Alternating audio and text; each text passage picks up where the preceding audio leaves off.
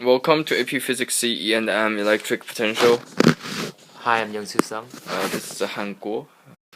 The electric potential is written as U, and therefore our change in potential energy would be written as delta U, and that would be our final potential energy minus our initial. And because our change in energy would be described as the work applied to it, our increase in potential energy would be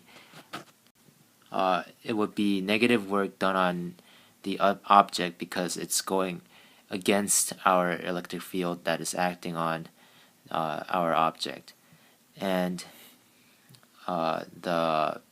because our electrostatic force would be path independent, this energy would be a conservative, this force would be a conservative force, and the yellow equation is our equation for the reference point, which is when we consider a point located an infinite distance apart from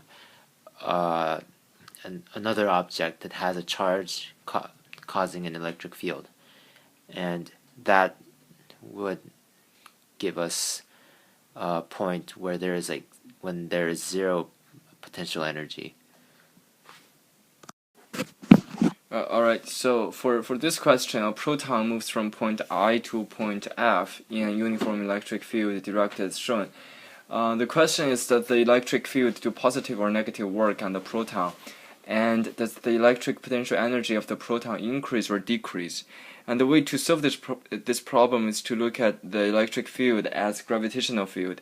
As we're moving the object against the gravitational field, or the electric field, we are increasing the potential energy, thus decreasing the amount of work on the proton.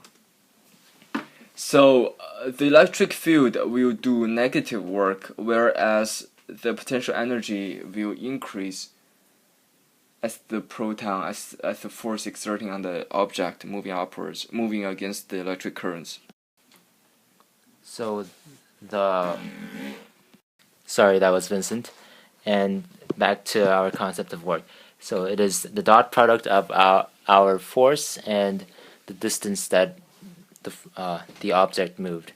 And force is, because we know that electric field is described as force over charge, we can rearrange this to show that force equals electric field times charge. And by substituting force for electric field times charge, we get work equals electric field times charge times d times cosine theta. And another way of expressing our electric potential, volt, in other words, just potential V, is expressed as potential energy over charge, which is the potential energy when we put a test charge instead of a random charged object. And our delta V would be expressed as delta U over charge Q. Since our charge Q would always be a test charge, the U would be the only variable that is possible to be changed. And since we know that our delta U is negative work, it can also be expressed as negative work over charge Q. Right, so as we can see, dW equals to F times ds, since force work equals to force times distance. We can rewrite this equation as dW equals to where's the laser? Q times E times delta S, since F equals to QE. E as electric field, then we can then take the integral of this function, and we would get work equals to Q, since Q is a constant, we can take that out of the equation, times the integral from the position I to position F of electric field times delta S. And since the electric potential is simply equals to the negative work